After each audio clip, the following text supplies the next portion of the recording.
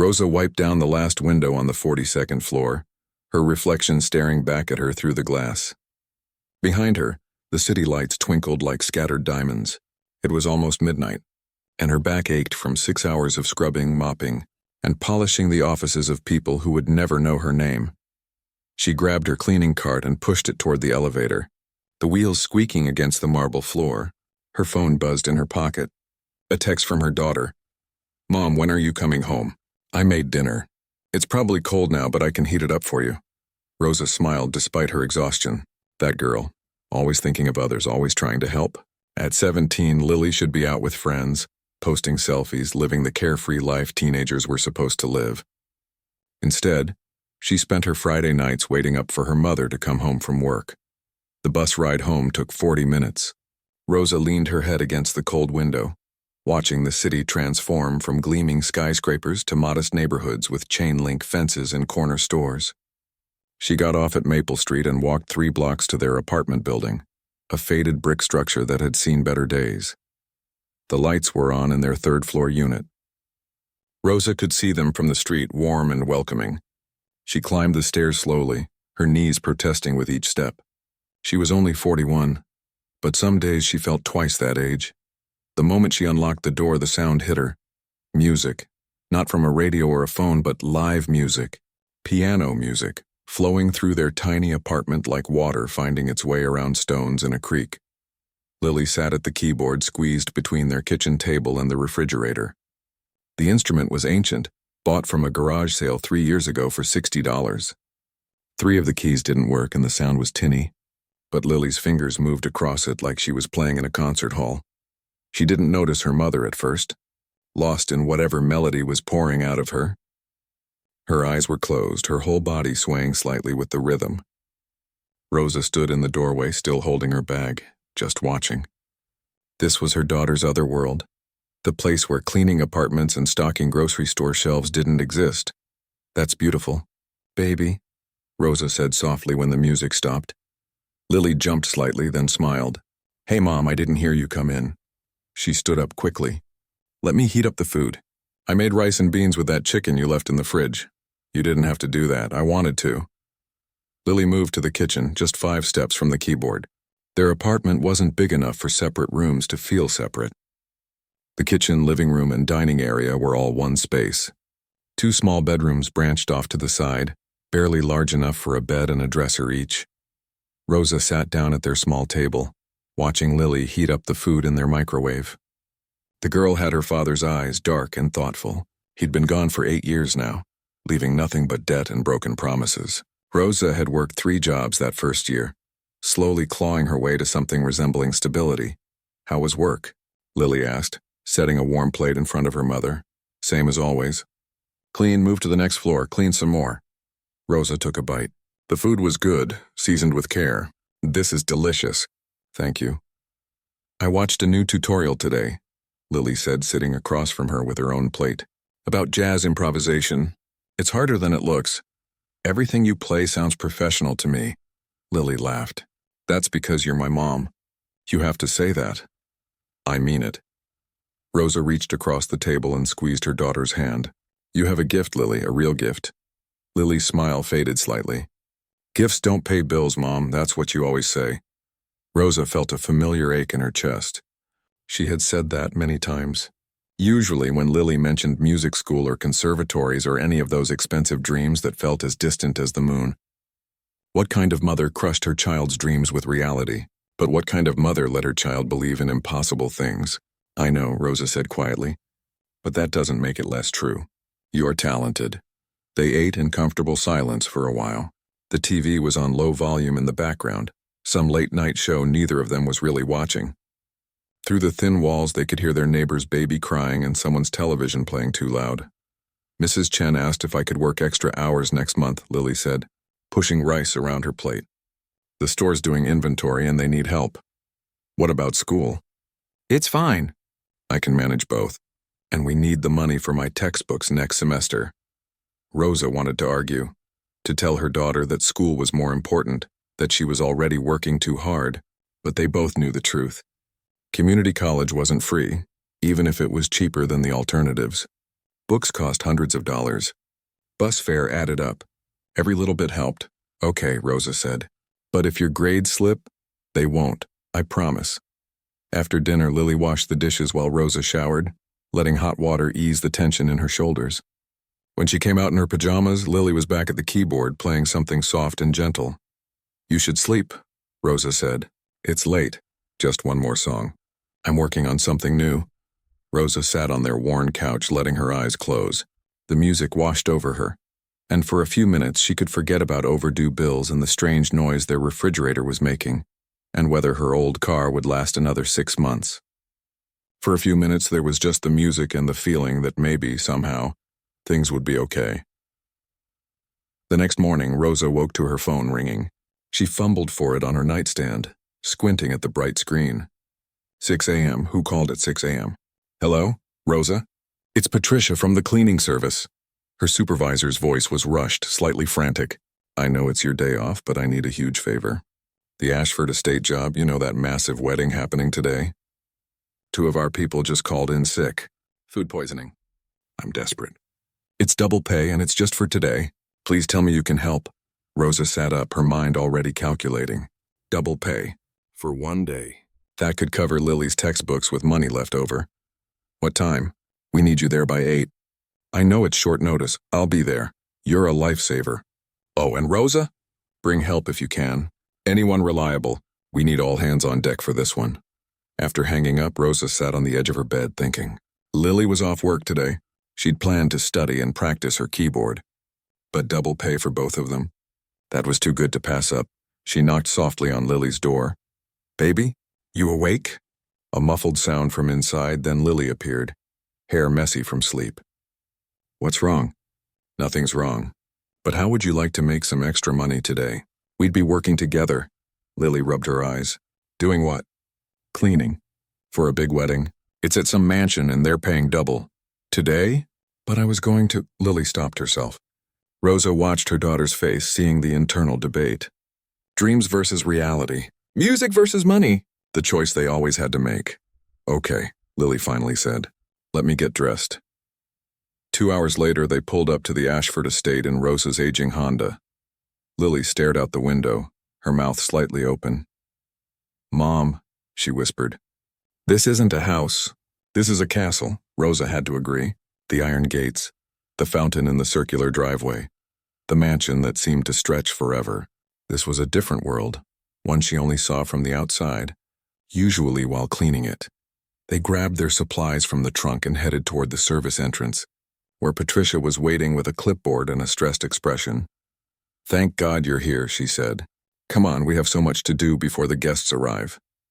Neither Rosa nor Lily had any idea that before this day ended, their lives would change forever. The inside of the mansion was even more breathtaking than the outside. Lily followed her mother through hallways lined with paintings that probably cost more than their yearly rent. Crystal chandeliers hung from ceilings so high they seemed to touch the sky. Everything gleamed, everything sparkled. Patricia led them to the grand ballroom and Lily actually gasped. The room was enormous with floor-to-ceiling windows overlooking manicured gardens. White roses covered every surface, thousands of them, filling the air with their sweet scent. Round tables were draped in ivory silk, each one set with china so delicate it looked like it might shatter if you breathed on it too hard. But what caught Lily's attention, what made her heart skip a beat, was the piano. It sat on a raised platform at the front of the ballroom, gleaming white under the chandeliers. A grand piano, the kind she'd only seen in videos and concerts on YouTube. Even from across the room, she could tell it was beautiful, perfectly maintained, probably worth more than everything her family owned combined. Lily, you listening? Her mother's voice snapped her back to reality. Sorry, what? Patricia was explaining their assignments. Rosa, you'll work on the upstairs bathrooms and bedrooms. Make sure everything is spotless. The bride's family will be getting ready up there. Lily, you're with me and the other girls handling the ballroom and dining areas. We need to make sure every glass is polished, every surface is clean, every flower arrangement is perfect. They split up and Lily found herself working alongside 3 other women, all at least twice her age. They moved efficiently, checking details, adjusting tablecloths, wiping down chairs. One of them, an older woman named Betty, chatted while she worked. Been doing this for 20 years, Betty said, polishing a wine glass until it sparkled. Never seen a wedding this fancy. You know how much this is costing them? Over $2 million. $2 million. For one day. Lily tried to wrap her mind around that number. $2 million? That was more money than her mother would earn in her entire lifetime. Who's getting married? Lily asked. The Ashford boy. Christopher Ashford. His family owns half the tech companies in the city. And the bride, she's some hotel heiress. When rich people marry rich people, this is what you get. Betty gestured around the room. As morning turned into afternoon, the mansion came alive. Wedding planners rushed around with headsets and clipboards. Florists made last-minute adjustments. Caterers began setting up elaborate food stations. A string quartet arrived to rehearse. Lily caught glimpses of the wedding party as they arrived. Bridesmaids in designer dresses that probably cost more than Lily's entire wardrobe. Groomsmen in custom suits laughing loudly, already drinking champagne even though the ceremony wasn't for hours. And then she saw him. Christopher Ashford. He walked into the ballroom like he owned it, which technically she supposed he did. He was tall, handsome in that clean-cut, wealthy way, wearing casual clothes that somehow still looked expensive. But it was the way he carried himself that struck Lily, like the world was designed specifically for his convenience. The roses are too yellow, he said to one of the wedding planners, not even looking at the woman as he spoke. I specifically said cream, not yellow. Fix it. Sir, these are cream roses. It's the lighting that makes them appear. Are you arguing with me? He finally looked at her, his expression cold. On my wedding day? The wedding planner's face went red. No, sir. I'll speak to the florist. Christopher moved on, stopping to examine the table settings. He picked up a fork, held it to the light, and called over one of the caterers. These have water spots. All of them need to be repolished. Yes, sir. Right away. Lily watched this from across the room, trying to be invisible as she adjusted flower arrangements. She'd never seen anyone speak to people like that, so casually dismissive, so certain that everyone existed just to serve him. One of the groomsmen joined Christopher, and they walked toward the piano platform. Lily was nearby, straightening chairs, trying not to listen but unable to help overhearing. Can you believe Vanessa insisted on having actual musicians? Christopher said. I told her we could just use a playlist. Would have saved us 50 grand. Come on, man, it's classy, the groomsman replied. Besides, what's 50 grand to you? Christopher laughed. True.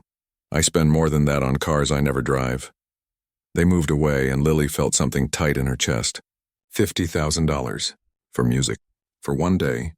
While she played a broken keyboard that cost $60 and dreamed of, maybe, someday being able to afford real lessons. The afternoon blurred into evening. Lily's feet ached. Her back hurt. But she kept working, kept moving because that's what you did. You didn't complain. You didn't slow down. You finished the job. Rosa came down from upstairs during a break and they sat together in the kitchen, eating sandwiches the catering staff had set aside for the workers. You doing okay, baby? Rosa asked. Yeah, just tired. This place is... Lily shook her head. It's a lot, I know. But we're almost done. Once the ceremony starts, we just maintain things and clean up after.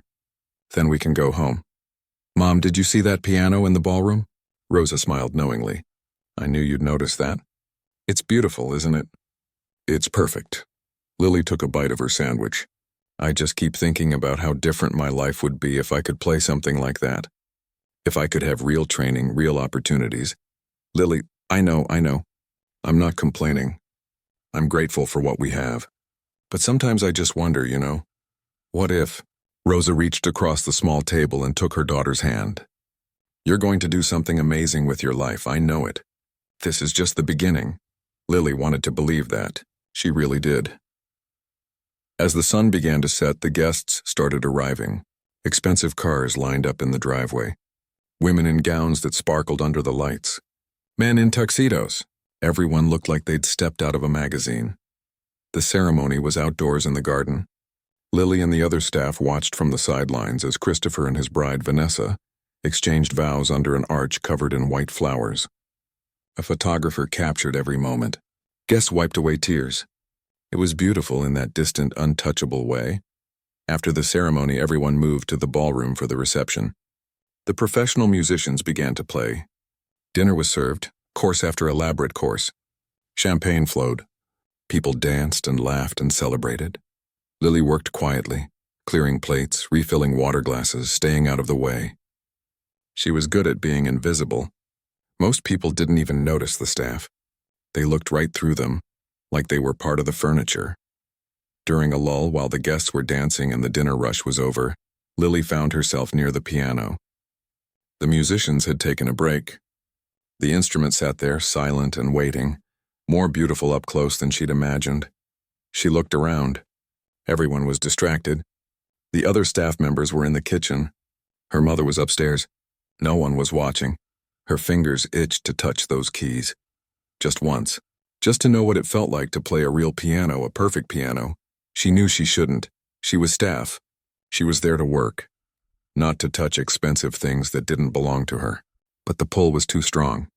The piano seemed to call to her. Lily glanced around one more time, then slowly sat down on the bench. The leather was soft, smooth. The keys were pristine, perfectly white and black.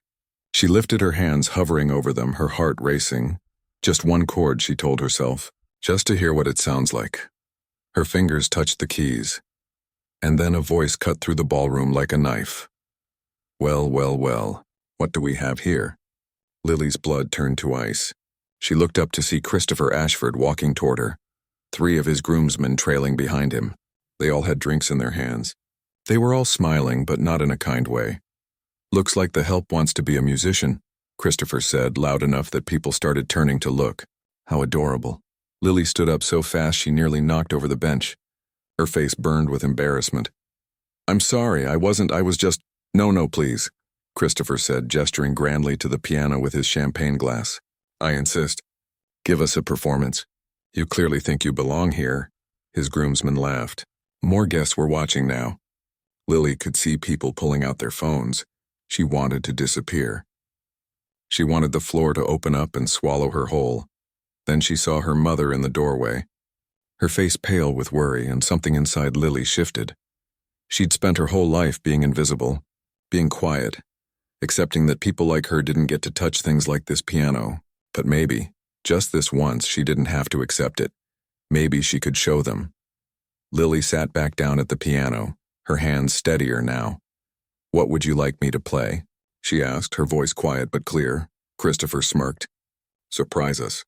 I'm sure you know something impressive. Mary Had a Little Lamb, perhaps? More laughter from his friends. Lily closed her eyes and let her fingers find the keys. And then she began to play.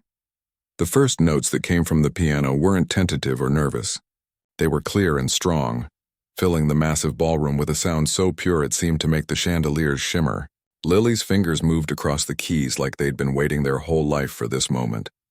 She started with something she'd taught herself 2 years ago, watching a video over and over until her fingers memorized every movement. It was a classical piece, complicated and beautiful, the kind of music that demanded your complete attention. Christopher's smirk faltered. Just slightly, but Lily noticed. She kept playing, her confidence growing with every measure. The laughter from his groomsmen died away. People stopped dancing. Conversations trailed off into silence. In the kitchen doorway, Rosa stood frozen, her hands pressed to her mouth. Tears were already streaming down her face. Lily let the music flow through her. Every early morning practicing before school. Every late night after work, her fingers aching but refusing to stop. Every sacrifice, every moment of doubt. Every time she wondered if her dreams were just stupid fantasies. It all poured into this performance. The broken keyboard in their tiny apartment had taught her to work around imperfection. The 3 keys that didn't work had forced her to learn different fingerings, different arrangements. She'd learned to make beauty out of limitation. And now, with a perfect instrument under her hands, she was unstoppable. She transitioned into something faster, more dramatic. Her hands flew across the keys, crossing over each other in complex patterns. The music swelled and dipped, soft one moment and thunderous the next. She wasn't just playing notes. She was telling a story without words. More people gathered around. Guests who'd been outside came back in to see what was happening. The professional musicians stood at the side, their expressions a mix of surprise and respect. Even the catering staff stopped working to listen. Christopher wasn't smiling anymore. He stood there with his champagne glass, his face unreadable. One of his groomsmen whispered something to him, but he didn't respond. He just watched Lily play. She moved into another piece, something she'd only learned a few months ago. It was softer, more emotional. The kind of music that made you think about everything beautiful and sad in the world at the same time. Her eyes were closed now. She didn't need to see the keys. She could feel them. In the crowd, Vanessa, the bride, pushed through to get a better view. Her wedding dress rustled as she moved. She stood next to Christopher, but while his face was tight and complicated, hers was open with wonder. Lily played for nearly 10 minutes straight, moving from one piece to another like they were all part of the same conversation. She played music that should have been impossible for someone with no formal training. She played like she'd been doing this in concert halls her whole life. When she finally finished, when her hands lifted from the keys and the last note faded into the ornate ceiling, there was absolute silence for what felt like forever. Then someone started clapping. It was one of the older guests, a woman in a silver gown. Then someone else joined in. And then the entire ballroom erupted in applause. Not polite golf clap applause, real, genuine applause. The kind that comes from seeing something that surprises you, that moves you. Lily opened her eyes and reality came crashing back. She was still wearing her plain work clothes. She was still the cleaner's daughter. She was still someone who didn't belong here. The applause felt surreal, like it was happening to someone else. She stood up quickly, her legs shaky. Rosa was already moving toward her, but Vanessa got there first. "That was incredible," Vanessa said, her voice warm and genuine. "Where did you study? Juilliard? Curtis?" Lily shook her head, her voice barely a whisper. "I didn't study, I mean. I taught myself." Vanessa's eyes widened. "You're self-taught? That's not possible. That level of technique, that musicality, you can't just—" "I watch videos," Lily said, feeling embarrassed now. "Online, and I practice. A lot. On what? That performance requires thousands of hours on a quality instrument. A keyboard. From a garage sale. It's old and some of the keys don't work, but it's all we could afford." The crowd around them had gone quiet, listening. Lily could feel dozens of eyes on her. Her mother reached her side, taking her hand. "We should go," Rosa said quietly. "Lily, we need to finish our work." But Vanessa touched Rosa's arm gently. "Wait, please. What's your daughter's name?" "Lily." "Lily, do you want to be a professional musician?" The question hung in the air. It was the kind of question people asked when they didn't understand that wanting something and being able to have it were completely different things. "It doesn't matter what I want," Lily said, more sharply than she intended. "I work at a grocery store. I'm going to community college? Maybe I'll be an accountant or a teacher. That's real life. But if you could, I can't." Lily's voice cracked slightly. "People like me don't get to do things like that. We get to clean up after people who do." The words came out harsher than she meant them, but she was overwhelmed, embarrassed, confused by all the attention. She just wanted to disappear. Christopher finally spoke. His voice was different now, quieter, less certain. That was impressive. Lily looked at him. The man who'd mocked her just minutes ago. The man who'd laughed at the idea of her playing. She should have felt triumphant, but instead she just felt tired. "Thank you," she said flatly. "I didn't think—" He stopped, seeming to struggle with his words. "I apologize for what I said. How I spoke to you. That was wrong. An apology from a millionaire should have felt bigger, more meaningful. But right now, all Lily wanted was to finish her work and go home." "It's fine," she said, even though it wasn't. "We should really get back to work now." Patricia appeared, looking stressed and uncertain. "Yes, we have a lot to do still. Lily, your mother, come on." But as they started to leave, phones were already out. Lily didn't know it yet. But at least a dozen people had recorded her performance. Some had started recording when Christopher first called her out, expecting to watch someone be humiliated. Instead, they'd captured something else entirely. Someone had already posted a video with the caption, "Cleaner's daughter, school's millionaire at his own wedding." Another wrote, "This girl is incredible, self-taught with a broken keyboard." By the time Lily and Rosa got back to the kitchen, the videos were spreading. By the time the reception ended and they were cleaning up, the story had gone viral. But Lily didn't know any of that yet. She just knew her hands were shaking and her heart was racing, and she'd done something terrifying and exhilarating and possibly very stupid. "Baby, you were amazing," Rosa whispered as they wiped down tables together. The ballroom now empty except for staff. I shouldn't have done that. I could have gotten us both fired. You stood up for yourself. You showed them what you're capable of. And what good does that do? Lily asked, her voice breaking. Tomorrow I'll still be stocking shelves and you'll still be cleaning offices and nothing will change. All I did was embarrass myself in front of rich people. Rosa stopped working and pulled her daughter into a hug. You didn't embarrass yourself. You were brilliant. And maybe you're right. Maybe nothing changes. But for those 10 minutes, you got to play a real piano. You got to show the world what you can do. That matters. Lily hugged her mother back, wanting to believe her. But as they finished cleaning and packed up their supplies, as they drove home in their old car through the dark streets, she couldn't shake the feeling that she'd just made everything worse. She'd had a taste of something beautiful, something she wanted desperately, and now she had to go back to real life, where dreams were luxuries and wanting more than you had just made you miserable. When they finally got home, well past midnight, Lily went straight to her room. She didn't even look at her keyboard. She just lay down on her bed and stared at the ceiling, replaying every moment in her mind. She had no idea that her phone, sitting on her dresser, was exploding with notifications. She had no idea that her video had been viewed over 1 million times. She had no idea that her life was about to change in ways she couldn't imagine.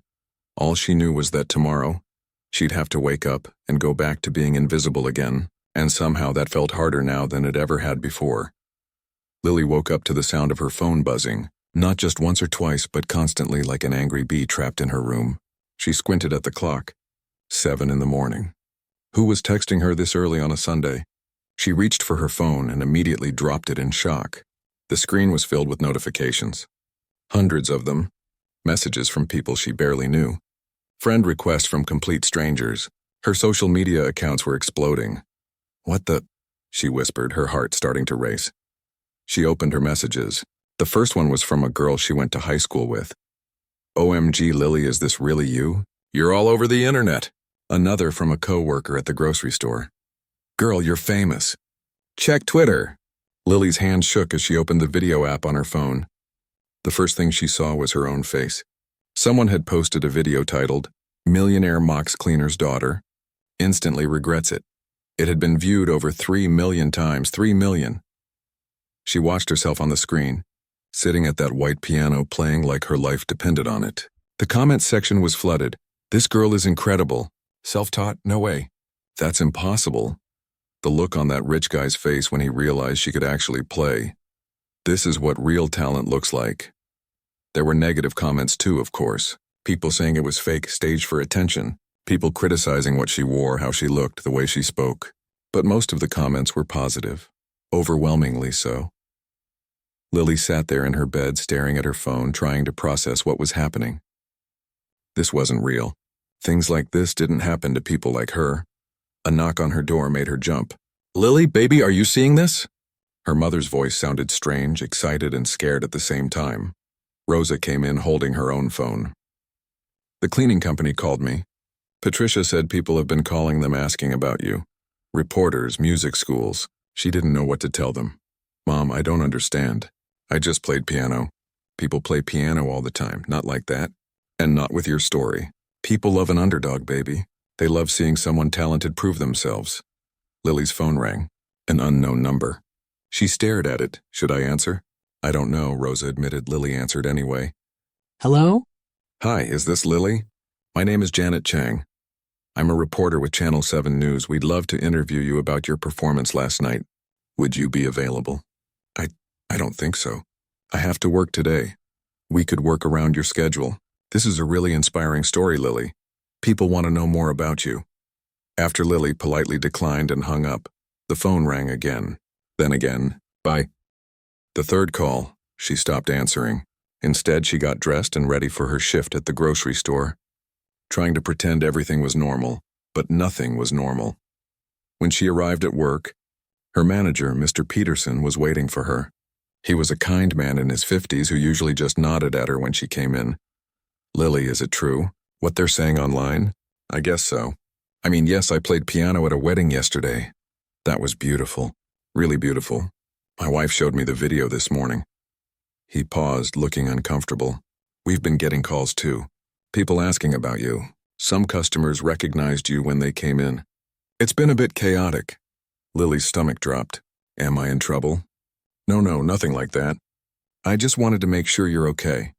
This kind of attention can be overwhelming. He had no idea how right he was. Throughout her shift, customers kept staring at her. Some asked for photos. One older woman started crying and hugged her, saying she reminded her of her granddaughter. A teenager asked for her autograph on a receipt. Lily had never felt more uncomfortable in her life. She wasn't a celebrity. She was just someone who played piano. All she wanted was to do her job and go home, but her phone kept buzzing in her pocket. By the time her shift ended, she had over 1,000 new messages. When she got home that afternoon, there was a car parked outside their apartment building. A nice car, completely out of place in their neighborhood.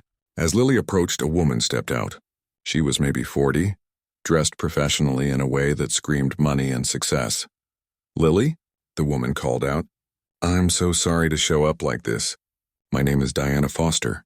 I work with a foundation that provides scholarships for talented young musicians." Lily stopped walking. "How did you know where I live?" Diana had the decency to look embarrassed. "I'm sorry. That does sound creepy, doesn't it? I contacted the cleaning company. They gave me your mother's information. I really just wanted to talk to you about an opportunity." Rosa appeared in the doorway of their building, protective. "What kind of opportunity?" Diana smiled. "Perhaps we could talk inside. I promise this is legitimate. You can look up our foundation online right now if you'd like." They ended up in their small living room. Diana perched on their worn couch, looking out of place among their second-hand furniture. Rosa had indeed looked up the foundation on her phone and confirmed it was real. "I saw your video this morning," Diana began, "along with millions of other people. And I have to say, in my 20 years of working with young musicians, I've never seen raw talent quite like yours." "I'm sure there are lots of talented people," Lily said quietly. "There are, but most of them have had every advantage. Private lessons since age 5. Expensive instruments, the best schools. You taught yourself on a broken keyboard, working a job to help your family. That's not just talent. That's dedication. That's passion." Diana pulled out some papers from her briefcase. "Our foundation provides full scholarships to exceptional students who show promise, but lack financial resources. We cover tuition, instruments, housing, everything. We work with some of the best music conservatories in the country." The room went very quiet. Lily could hear her own heartbeat. "You want to give me a scholarship?" she asked, not quite believing it. "I want to offer you an audition. Normally, there's a lengthy application process, but given the circumstances and the clear evidence of your abilities, we'd be willing to fast-track you, if you're interested." Lily looked at her mother. Rosa's eyes were shining with tears, but she was trying to stay composed. "What's the catch?" Rosa asked. "Nothing's free. What do you want from my daughter?" Diana nodded approvingly. "Smart question. Here's the truth. We're a foundation, yes, but we also have donors who like to see results. Having someone like Lily with her story, her talent succeed through our program, that's good for us too. It inspires people to donate more, which helps us support more students. So yes, we'd probably want to feature her story, but the scholarship itself comes with no strings attached. If she's accepted, the support is real and comprehensive." "I need to think about it," Lily said, her voice shaking slightly. "Of course. Here's my card. Please take your time." "But Lily?" Diana stood up, preparing to leave. "I've been doing this a long time. I can tell when someone has that special something. You have it. Don't let this opportunity pass because you're afraid." After Diana left, Lily and Rosa sat in silence for a long moment. "This is insane," Lily finally said. "Yesterday I was invisible. Today people are offering me scholarships. How is this real?" "That video," Rosa said. "It's still spreading. Look." She showed Lily her phone. The video now had over 5 million views. It had been shared by celebrities, musicians, news outlets. People were calling it inspirational, a fairy tale come true. But there was other news too. Christopher Ashford had posted a public apology on social media. "I made a terrible mistake yesterday," he'd written. "I judged someone based on their circumstances rather than their character. Lily's performance was humbling and beautiful, and I'm sorry for how I treated her.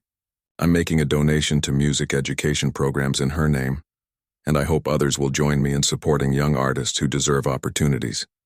The post had been shared thousands of times. Some people praised him for owning his mistake. Others said it wasn't enough, that he only apologized because he was caught on video.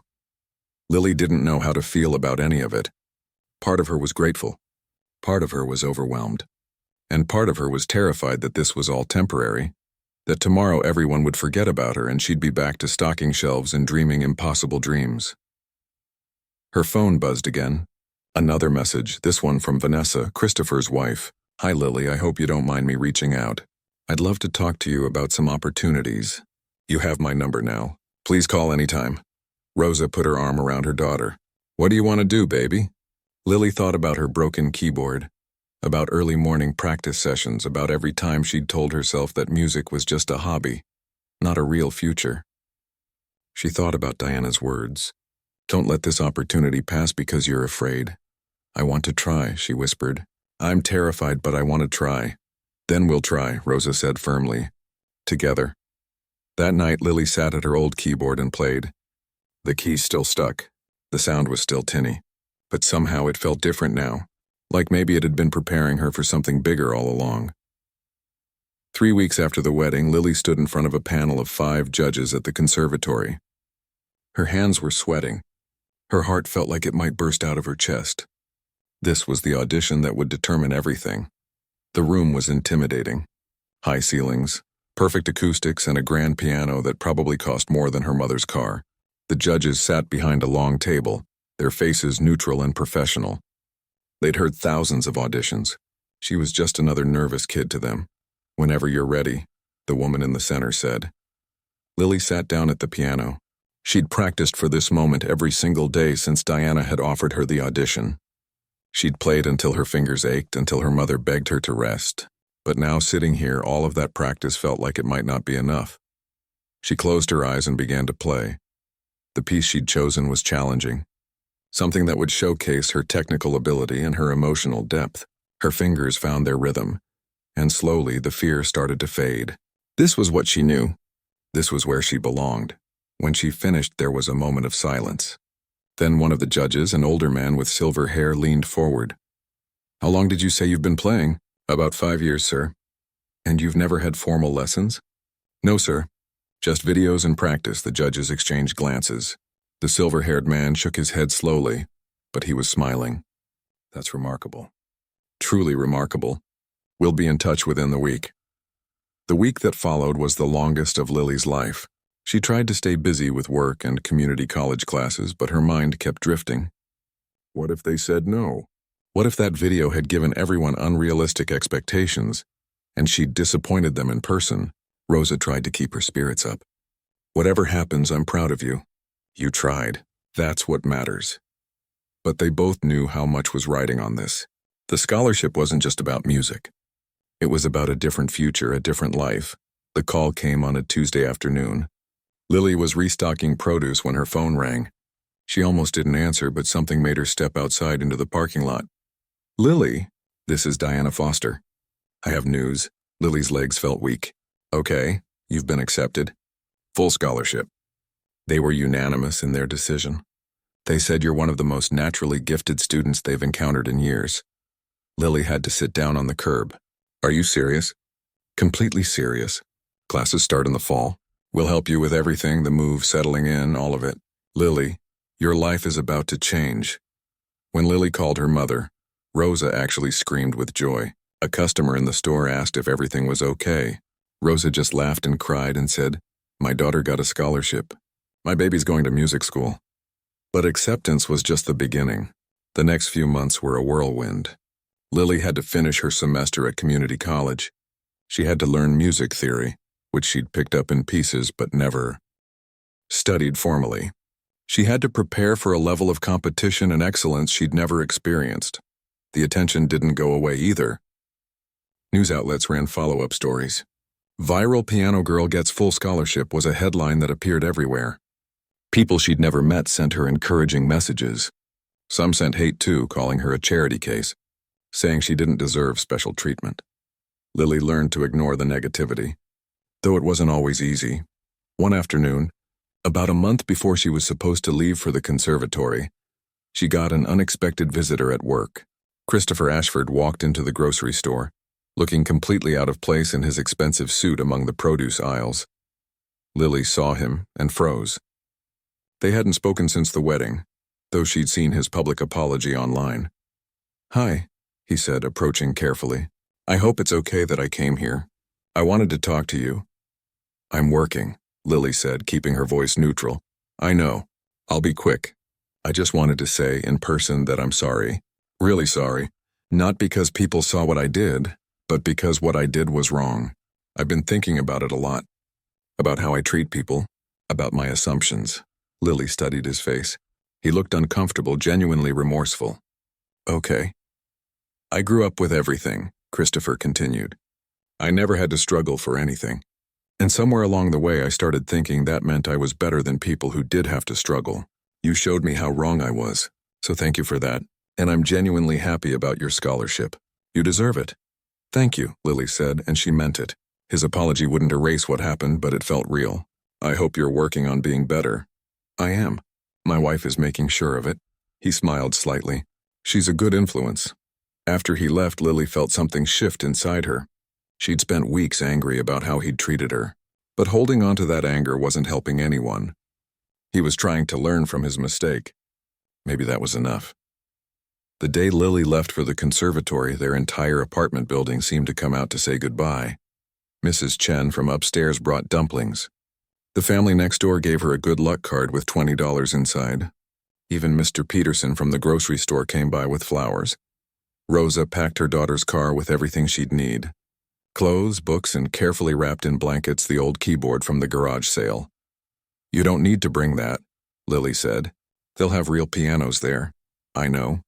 But that keyboard taught you everything. It's part of your story. Don't forget where you came from." The drive to the conservatory took 3 hours. When they pulled up to the campus, Lily felt her breath catch. Beautiful old buildings, students carrying instrument cases, the sound of music drifting from practice rooms. This was really happening. Her roommate was a violinist from California whose parents were both professional musicians. She had every advantage Lily had lacked.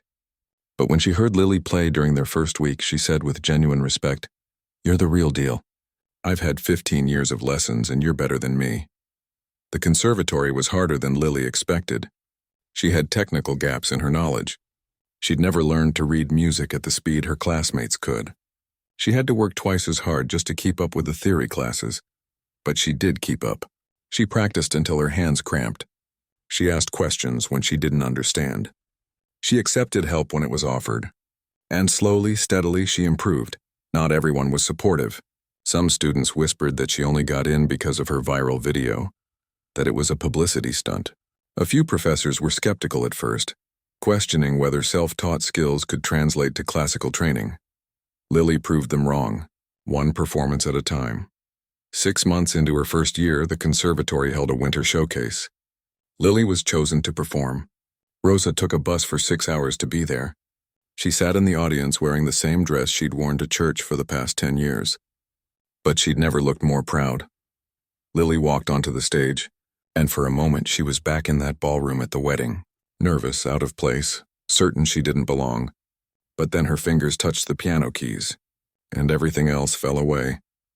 She played a piece she'd arranged herself, something that blended classical technique with the raw emotion of her self-taught years. It wasn't perfect. She made a few small mistakes, but it was honest and powerful and entirely hers.